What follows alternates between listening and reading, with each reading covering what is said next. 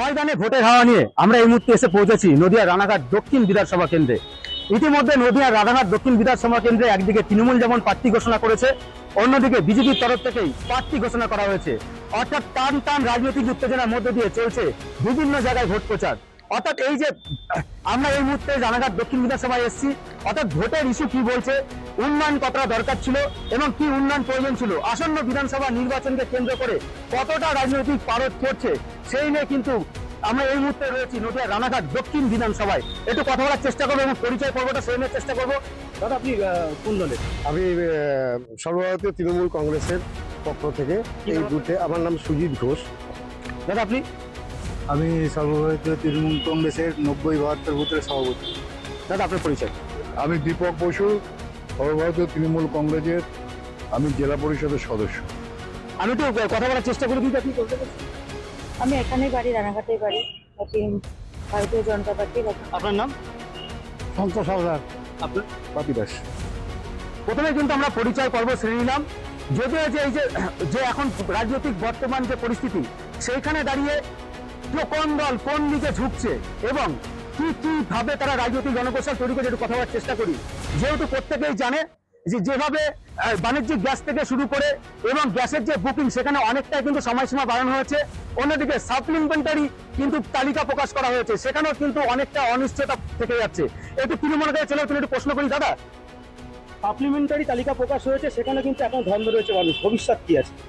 ভবিষ্যৎকে যেটা তো পরিকল্পিত চক্রান্ত, মানুষের গণতান্ত্রিক অধিকার কেড়ে নেওয়ার একটা সুপরিকল্পিত চক্রান্ত, সেইটা ব্যাপার নিয়ে আমাদের মাননীয় মুখ্যমন্ত্রী তো সুপ্রিম কোর্ট পর্যন্ত দরবার করেছেন যে এটা অগণতান্ত্রিকভাবে সম্পূর্ণ মানুষকে আতঙ্কগ্রস্ত করে, মানুষকে ভয় ভীতি দেখিয়ে এবং এই যে মানুষের যে অধিকার থেকে কেড়ে নেওয়ার একটা চক্রান্ত, এইটা আমরা আশা করছি যে আমরা আশা করেছিলাম যে 60 লক্ষ মানে ছিল, জুডিশন ছিল, সেই তালিকাটা ফ্রেশ এবং ফেয়ারভাবে করা হবে, কিন্তু সেটাও ফ্রেশ এবং ফেয়ারভাবে করার লক্ষণ আমরা কিছু দেখতে পাচ্ছি। তৃণমূলের থেকে সরাসরি কিন্তু অভিযোগ করা হচ্ছে যে ভোটারদের ভবিষ্যৎ নাকি আপনারা নষ্ট করেছেন। দেখুন, মানে যেটা মানে এটা একটা অভিযোগ তোলা হচ্ছে, বিরোধীরা তুলবে এই অভিযোগ, এটাই বাস্তব।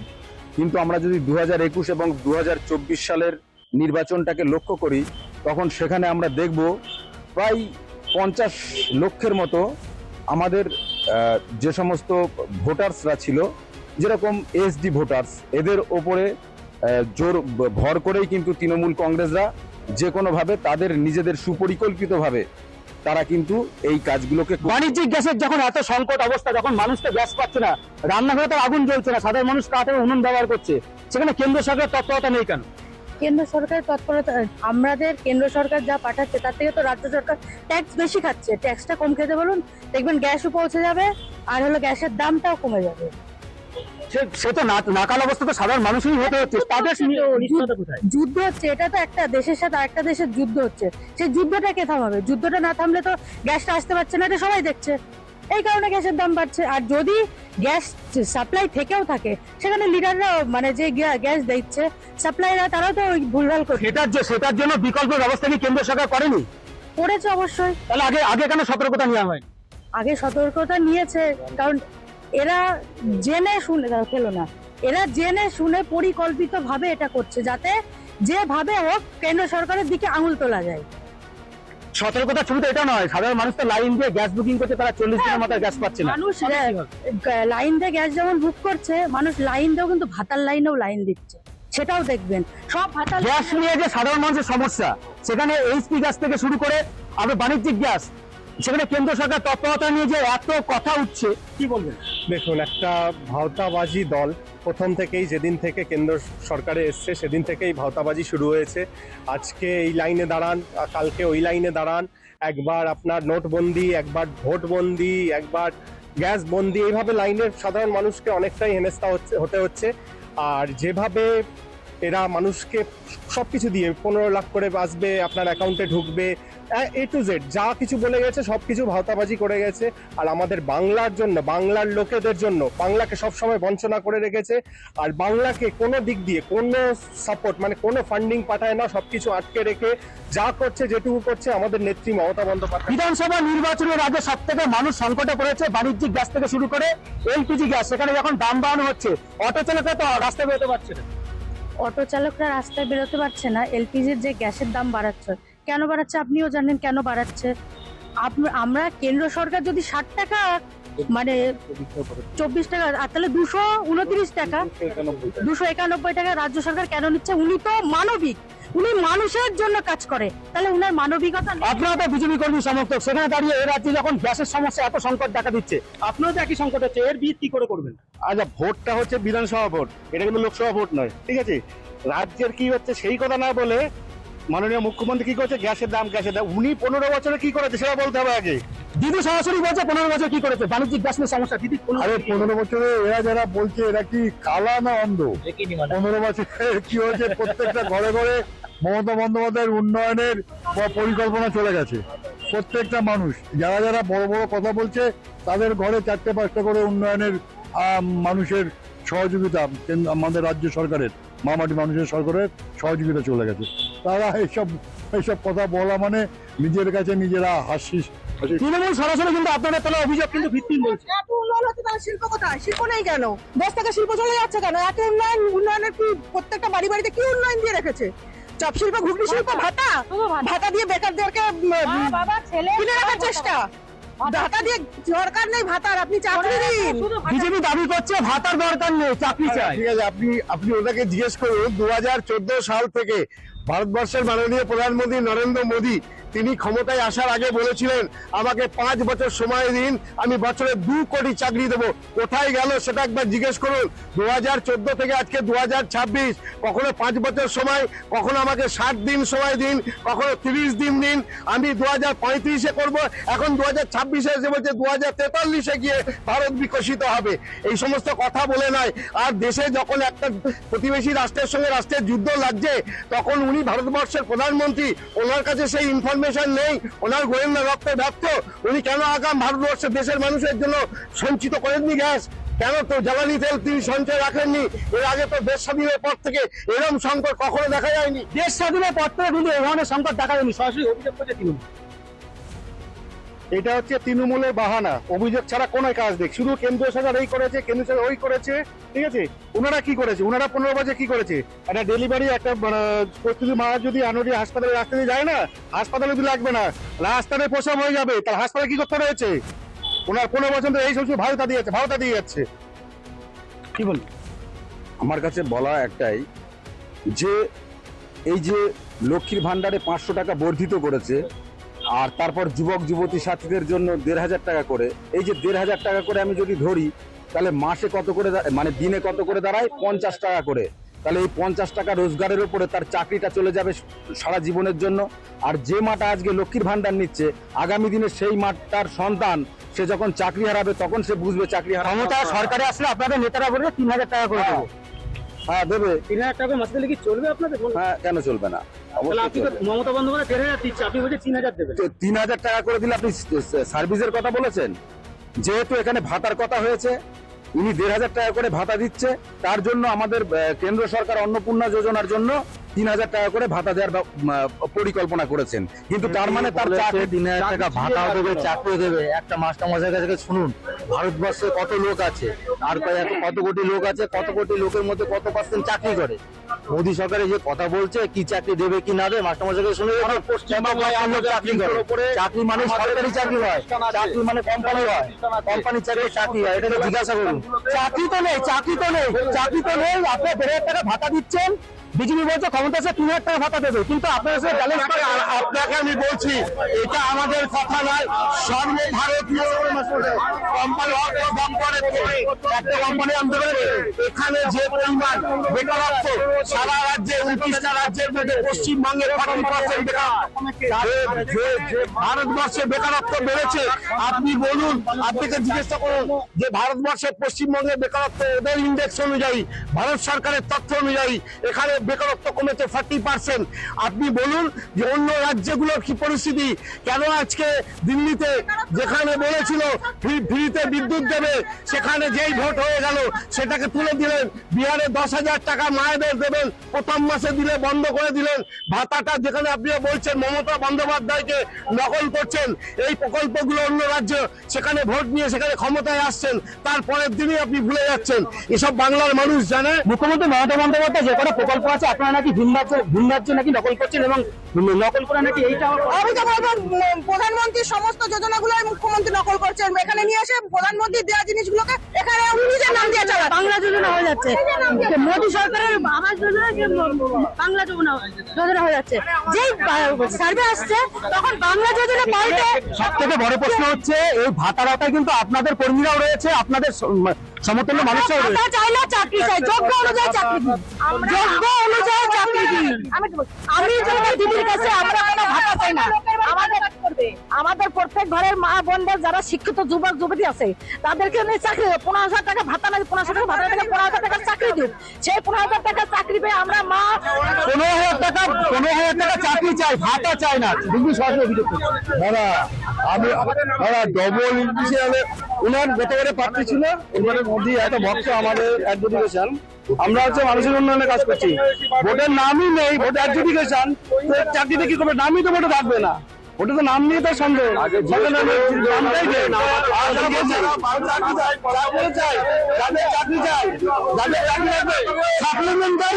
সাপ্লিমেন্টারি তালিকা প্রকাশ হয়েছে, মানুষের ভোটার অধিকার এখনো নিশ্চিত হয়নি। যেটা এখন তো পাইনি, সেটা যখন পাবো তখন দেখবো আমার নাম আছে কিনা, সেটা পরে বিচার হবে। আমি তো এখন ভারতবর্ষে নাগরিক এখন। তাহলে আরে বাবা, পঞ্চায়েত ভোট না, এটা বিধানসভা ভোট। সব ভোট চুরি করে হয় না, সব ভোট চুরি করে হয় না। যে গেলাম ইভিএম মেশিন পাল্টে দিলাম আর জিতে গেলাম, ভোট পেলাম না জিতে গেলাম, সেটা কিন্তু হবে না। এটা বিধানসভা ভোট, এটা বিধানসভা ভোট, এটা বিধানসভা ভোট। ওনারা কি এদেশও আগে সেটা আগে জিজ্ঞেস করুন, বাংলাতে যারা রয়েছে এখন কি ওরা কি এদেশও সেটাকে জিজ্ঞেস করুন। চাকরিটা পেতে গেলে এদেশেও তো ভালো কথা বলেছি বিজেপি নেত্রী, বলেছে ভারতবর্ষ থেকে শিল্প চলে যাচ্ছে। এই কথাটা খেয়াল করেছিলেন? উনি নিজে বলেছে, কি বলছে, ভারতবর্ষ থেকে শিল্প চলে যাচ্ছে। আমাদের যে উন্নয়ন, দিদির যে উন্নয়ন, আজকের দিনে আজকে সিপিএম সরকার যখন ছিল খুদ ভুট্টা খেয়ে মানুষ বাস করত। আজকে 10 বছর থেকে 15 বছর চলছে। আজকে এখানকার জগন্নাথ সরকার, উনি এমপি, ওনাদেরকে জিজ্ঞেস করুন 10 বছরে জগন্নাথ সরকার কোনোদিন একটা মানুষের আমার দেখা তো ওনার দিতে হবে না, উনি তো জয় জগন্নাথ, ওনার দেখা দিতে হবে না। উনি যদি কোনো এই আনুলিয়া গ্রাম পঞ্চায়েতে যদি একটা উন্নয়ন করে থাকে, উনি আগে সেই প্রশ্নগুলো বিজেপির কাছে জিজ্ঞেস করবেন। দুবারে সাংসদ জগন্নাথ সরকার, তিনি ওই এলাকায় কোনো উন্নয়ন করেনি, সরাসরি অভিযোগ করে তৃণমূল। পাশাপাশি বলছে যে আপনারা বিহার থেকে শুরু করে উত্তরপ্রদেশ যে কাণ্ড ঘটিয়েছেন, সেখানে এই রাজ্যটা বিধানসভা ভোট, সেখান থেকে ক্ষমতায় মুখ্যমন্ত্রী আসছে, কিন্তু সর্বোপরি মিলিয়ে অভিযোগটা কিন্তু আপনাদের উপর উঠে আসছে। এবার আমি একটা কথা বলি, ঘোষ কলোনি থেকে পায়রাঙ্গা রেলগেট অব্দি যে রাস্তাটা ছিল, জগন্নাথ সরকার যখন করতে গেছিল তার তৃণমূলের কিছু ক্যাডাররা করতে দিইনি, ঠিক আছে? এইখানে সব ক্যাডার আছে, সেইগুলোকে জিজ্ঞাসা করুন, সেগুলো তৃণমূলের ক্যাডারের কাছে জিজ্ঞাসা করুন কেন করতে দিল না, জগন্নাথ সরকারকে রাস্তাটা কেন করতে দিল না, এইটাকে ভালো করে জিজ্ঞাসা করুন। আর এরা বলছে ভাতার কথা, এটা ভাতাটা জাস্ট দেওয়া, এটা তো ছাপ্পা বাজলো, এরা ভোট করাতে ছাপ্পা নেবে, তারপর এগুলো রেল যে পরিষেবা যাদের আরুলি অঞ্চলে এমপি দ্বারাই সম্ভব হয়েছে। গত অর্থবর্ষে জগন্নাথ সরকার প্রায় পঞ্চায়েতে 12 থেকে 15 লক্ষ টাকার কাজ করেছে। এরা প্রত্যেকে যারা জনপ্রতিনিধি আছে তারা প্রত্যেকেই জানে, সবাইকে জিজ্ঞেস করুন। প্রত্যেকটা পঞ্চায়েতে 12 থেকে সংসদ এলাকায় কাজ করতে গেছে, আপনারা কাজ করতে দেন না। আরে সংসদ এই এলাকায় কাজ দিয়ে বলে, এই যে পাহাড়াঙ্গা রেলগেট থেকে আনুলিয়া পর্যন্ত কয়েকমারা পর্যন্ত যে কাজ করবে তাকে আগের থেকে টাকা খেয়ে নিয়েছে, তাকে নিয়ে তাকে ঠিকানা দিচ্ছে করে চলে যান। সে কাজ তো করলোই না, টাকা খেয়ে চলে গেল, কাজটাই করলো না। বাধ্য হয়ে রাজ্য সরকারের উদ্যোগে একদম এই রাস্তাটা কমপ্লিট দেখে গেল। কাটমানি অভিযোগ তুলছে, কিসের কাজ? তৃণমূলের মুখে কাটমানির অভিযোগ কারে? এদের কাছে কাটমানির এই অর্থটা মানায় না। সারা রাজ্যের মানুষ, সারা প্রত্যেকটা পাবলিক জানে যে তৃণমূল সরকার প্রত্যেকটা জিনিস থেকে কাটমানি তোলে। এই একটা দাদা ভাই বলছিল না যে খুদ ভাত খেয়েছে সিপিএম, আর এখন তৃণমূলের লোকেরা রাজত্বে এসে কি বাসমতি রাইস খায়, কত পার্সেন্ট খায়? 5% লোক ওয়েস্ট বেঙ্গলে, কারণ যারা তৃণমূল করে, বুঝলাম তো, তা তৃণমূল যারা করে তারাই হচ্ছে একমাত্র বাসমতি রাইস খাচ্ছে, ইয়ং জেনারেশন। বলুন খাদ্যসাথী প্রকল্পের সুবিধা উনি নেন কিনা? মাননীয় মুখ্যমন্ত্রীর দেওয়া খাদ্যসাথী প্রকল্প উনি নেন কিনা সেটা বলুন। উনি যুব সাথী ফর্ম ফিল আপ করেছেন কিনা জিজ্ঞেস করুন। এই সমস্ত গল্প কথা বলে তো কোনো লাভ নেই। বাংলায় মানুষ সুরক্ষিত। এরা বাঙালি বিরোধী, বাঙালিদের নাম কাটার জন্য বিভিন্ন রকম কেন্দ্রীয় এজেন্সিকে ব্যবহার করছে। ইভেন নাও আপনার দুদিন আগে দেখেছেন আপনাদের মিডিয়াতে প্রকাশিত হয়েছে যে নির্বাচন কমিশন একটা আলাদা সংস্থা, যিনি নিরপেক্ষতা সবসময় তার বজায় রাখা উচিত, তার আদেশনামা বেরোচ্ছে, সেই আদেশনামার লেটার হেডের উপরে বিজেপির লোগো। এবার ভাবুন, এইটা পদ্ম কমিশন যেভাবে মানুষের নাম ঘুষপেটিয়ার নাম করে উনি বাদ দিয়েছেন। আপনি বলুন তো, ওদেরকে জিজ্ঞেস করুন যে কোন ঘুষপেটিয়াকে বের করতে পেরেছেন মাননীয় নির্বাচন কমিশনার জ্ঞানেশ কুমার, তাকে তার রোহিঙ্গাদের নামের তালিকাটা বলুন। আর যে 60 লক্ষ মানুষকে এসডিপি রেখেছেন সেখান থেকে আপনি 29 লক্ষ নাকি সংশোধন করেছেন, তা তালিকা দিয়েছেন, পরিষ্কার করে টাঙিয়ে দেন। পরিষ্কার করে কেন বলছেন না? রোহিঙ্গা বের করতে পারেননি, সাধারণ ভোটারে বর্ডারে কারা বসেছে, মশারি টানিয়ে শুয়েছিল কারা ছিল, তাদের কাছে জিজ্ঞাসা করুন। বেনাপুল বর্ডারে যারা শুয়েছিল খোঁজ নিয়ে দেখুন কারা বসেছে। আপনাদের শুভেন্দু অধিকারী শুরু করে আপনাদের হেভিওয়েট নেতারা বলেছিল যে রোহিঙ্গা কিন্তু খুঁজে বের করা হবে, তাতে কিন্তু উল্টো হলো, সাধারণ ভোটারের নাম্বার। রোহিঙ্গা খুঁজে বের করার আগে রোহিঙ্গা যারা নিজে টই টপলা গুছিয়ে বর্ডারে গিয়ে বসে আছে, ওপারে যাবে, ওপারে গিয়ে বসে আছে। আমার দাদু মরে গেছে, আমার দাদুর ভোটার লিস্টের নাম কেন থাকবে বলুন? আমি তো চাই আমার দাদুর নামটা চলে যাক। আমার নাম আছে, আমিও ভোট দিচ্ছি, আমার দাদুও ভোট দিচ্ছি, কিন্তু আমার সাথে আপনি কি বলতে চাচ্ছেন স্বচ্ছভাবে এসআর হয়েছে? হয়নি। বাংলায় স্বচ্ছভাবে এসআর হয়নি, বাংলায় স্বচ্ছভাবে এসআর করতে দেয়নি, স্বচ্ছভাবে এসআর হয়নি। অবজারভার গুলো অন্য বলছে সারা জীবনটা এই ভারতবাজি দিয়ে চললো, এখনো চলছে। আর একটা ভুয়ো ডাক্তার রানাঘাট দক্ষিণে এনে দাঁড় করিয়েছে, মানুষ ওনাকে আর খাবে না। ভুয়ো ডাক্তার এখানে দাঁড়িয়েছে, আবার কি করছে? জাল সার্টিফিকেট। আমরা বলছি না, এটা বিজেপির লোক রানাঘাট থেকে শুরু করে একদম রানাঘাট জেলে দিলে প্রত্যেকটা বিজেপির লোক বলছে সে জাল সার্টিফিকেট নিয়ে সে ভোটে দাঁড়িয়েছে। তাকে নির্বাচনে আপনাদের বিধানসভার যে প্রার্থী দাঁড়িয়েছে তার নাকি জাল সার্টিফিকেট। দেখুন, তৃণমূল পয়সা খাইয়ে লোকগুলোকে নিয়ে এসে রাস্তায় দাঁড় করিয়ে সব প্রচারগুলো করাচ্ছে। তৃণমূলের পয়সা ফান্ডে এটা তৈরি হচ্ছে।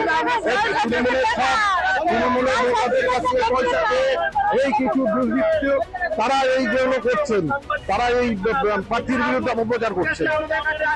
এই লোকগুলো দেখুন, ভিডিওটা আমার কাছে রয়েছে, এই ভিডিওটাই তৃণমূলের লোক যদি একটাও দেখাতে পারেন, আমরা বলছি এই যে এই কথা আমাদের নয়, এই যে ইনি বিজেপির কার্যকর্তা, এখানে তৃণমূল সরাসরি ভিডিওটা প্রকাশ করতে দুষ্কর বলে আপনাদের প্রার্থী নেই বলবেন। পয়সা খাইয়ে কিছু থাকে তো ওদের, আমাদের ভিতরেও আছে 2 নম্বরই লোক, তাদেরকে পয়সা লাগিয়ে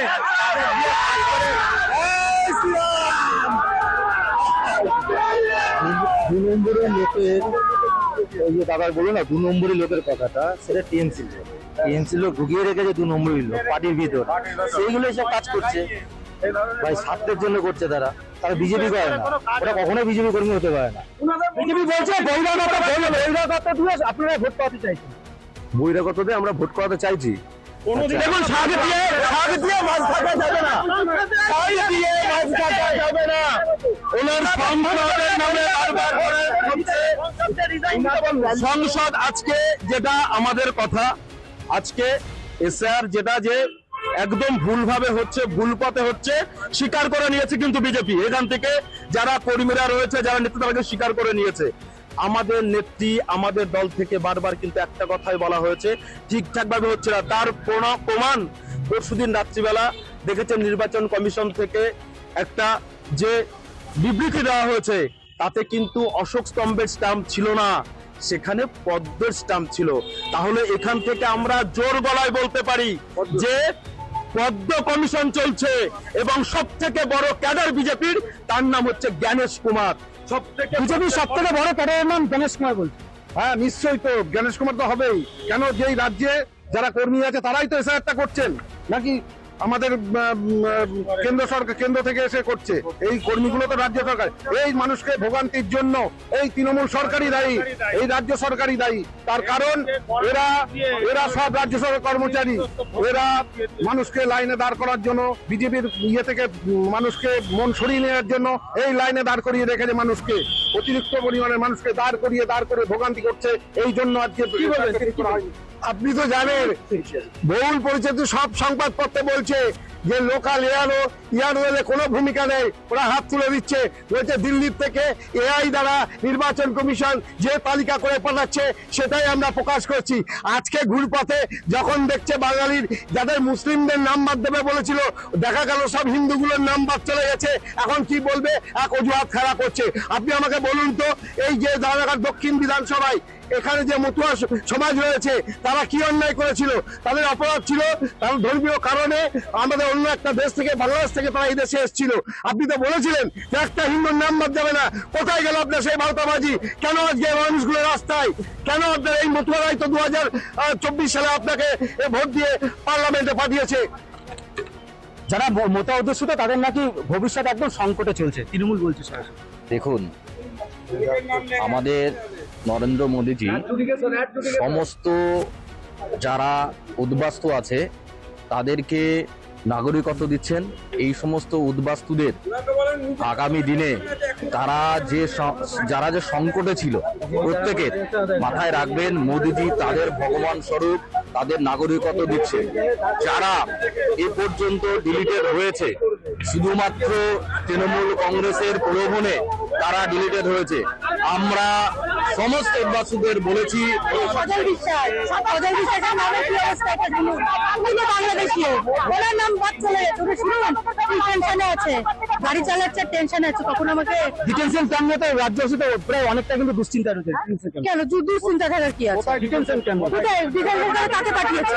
কাকে পাঠিয়েছে একটু দেখুন, জিজ্ঞাসা করুন কাকে পাঠিয়েছে। বর্তমান দাঁড়িয়ে আপনাকে কি করছেন? ফার্স্টে কি করছেন? ডিভোটার করছেন। ডিভোটার হয়ে গেলে কি হবে? আপনি ইতিমধ্যেই জানেন সমস্ত রাষ্ট্রায়ত্ত ব্যাংকগুলো এখন কি করছে, বলছে কেওয়াইসি জমা দাও। কোথায় পাবে ভোটার লিস্ট, ভোটার ছবি? তাহলে তো ডিভোটার হলো, তার সমস্ত কিছু সিজ করবে, টাকা পয়সা সব সিজ করে নেবে, এবার ডিটেনশন ক্যাম্পে পাঠাবে। এ তো একদমই তাই। ময়দানে ভোটের হাওয়া নিয়ে আমরা ছিলাম নদিয়া দক্ষিণ বিধানসভা কেন্দ্রে। এখানে রাজনৈতিক পারদ যেমন চলছে, তেমনি একে অপরে কিন্তু অভিযোগ তুলছেন। উন্নয়ন একদিকে যেমন হয়নি, অন্যদিকে বলছে উন্নয়ন হয়েছে। তবে আসন্ন বিধানসভা নির্বাচনে এই বিধানসভায় যে দু প্রার্থী দাঁড়িয়েছে তাদের মধ্যে শেষ হাসি কে আসবে সেটা কিন্তু বলবে সময়।